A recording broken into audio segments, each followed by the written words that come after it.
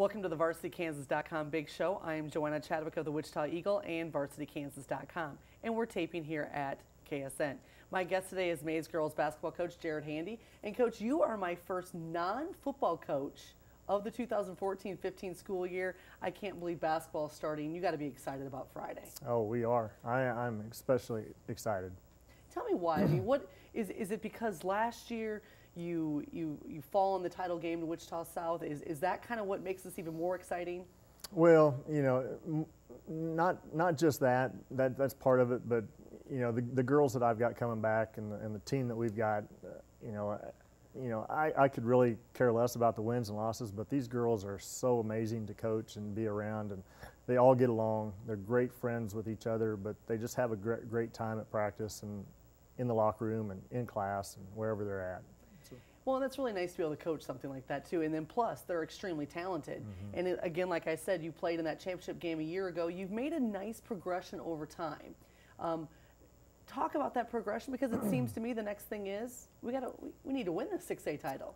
Yeah, certainly that's our goal. You know, we were so excited. I remember the first year that I was at Maize and we won the sub-state and made it to state. You know, we had a big celebration. It was really fun and exciting, and now, you know, those sub-state championships aren't really as exciting. We want the next step. We want that state championship, and you know, we've been close. Last 5 years, it just seems like it hasn't went our way, but I think with this group of girls, we have a chance to do that. Well, and let's talk about this group too. I mean, you returned Kieran Swenson and your daughter Daly, Mm-hmm. but of course, they're not the only ones on this team. Talk about this team and what we can kind of expect. Well, we're very versatile. We've got a lot of talented girls that can come off the bench and help us in many different ways. You know, if teams try to stop Kieran inside or wherever, you know, we've got a lot of other girls that can step up and do things. Sage Ballman is one of those that kind of get overlooked a lot of times, and she's just right there with Daly and Kieran with the ability that she has. And you know, we've got some young girls that have really improved this summer that I'm just really excited to see how this team comes together this year. Well, and so you look at this team and you look at the talent coming back, the talent coming in. Can you guys win this title? You've got Wichita South out there, the two-time defending Right. champ. They're not the only team that'll contend for this title. Well, every year, you know, people ask me about, you know, you're going to win it, and I'm always saying we have a chance to be really good, you know, and this is no different. We have a chance to be really good.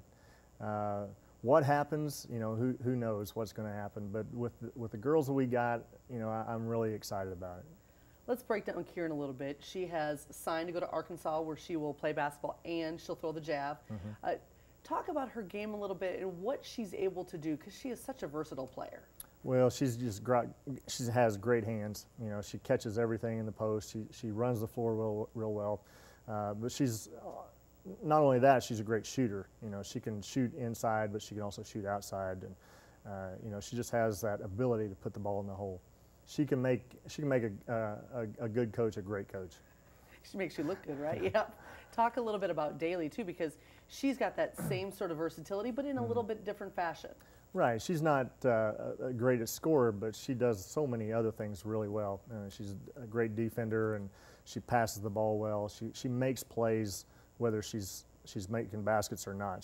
She's making plays somewhere on the defensive end, on the rebounding side, or just creating opportunities for other players. All right, and now when we look at this team, and we have Daly, who's going to Wyoming. Mm-hmm. She's signed. Kieran, who's going to Arkansas.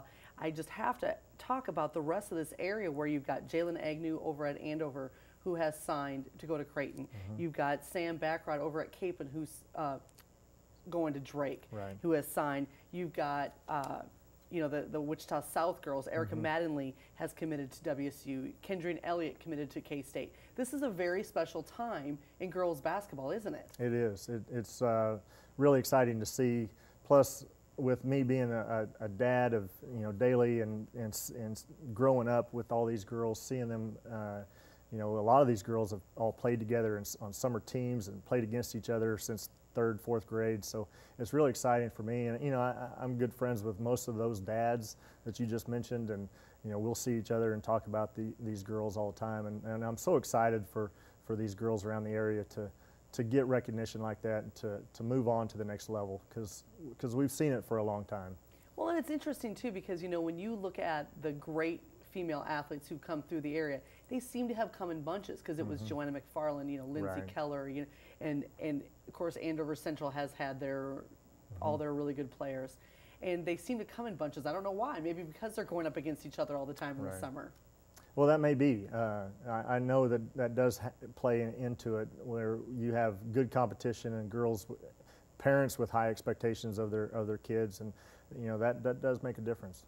Let me ask you this, and I see every once in a while a girl playing on a boys basketball team, and I have no problem with girls playing with boys. I think that you can become a better player, but I think that in our area, I don't think it's necessary for girls basketball players to play with the guys, because I think they will really be pushed and challenged with the kids in our area. Would you agree with that?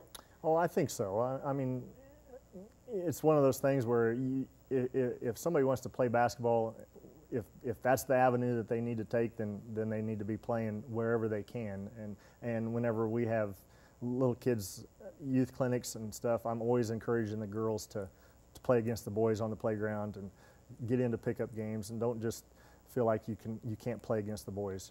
Jump in there and play. Well, it makes a difference when it comes to the talent. I think boys are definitely, they're more physical. I think Right. is maybe the way that we see a change there. Talk a little bit about this being your last year coaching Daly. Now you still have JC, Right. so you got a couple more years with her, but talk about this being your last year coaching Daly. Is that kind of emotional? Oh, sure it is. It's going to be special. It probably hasn't hit me so yet, but we haven't played our first game yet. But as the season goes on, I'll be the first one to admit I'm going to miss her a lot. Just her leadership and her desire and her focus going into practice, and I've coached her for a long time, so it's going to be a real special season for me anyway. Coach, thanks so much for being here. I do appreciate it, and good luck this year. Thank you very much. Thanks so much for watching the VarsityKansas.com Big Show. This week you can look for the all-Metro football team in the Wichita Eagle and on VarsityKansas.com. And you can also look for the top 11 team, which will run with the all-class teams in Sunday's Wichita Eagle. Enjoy the basketball season.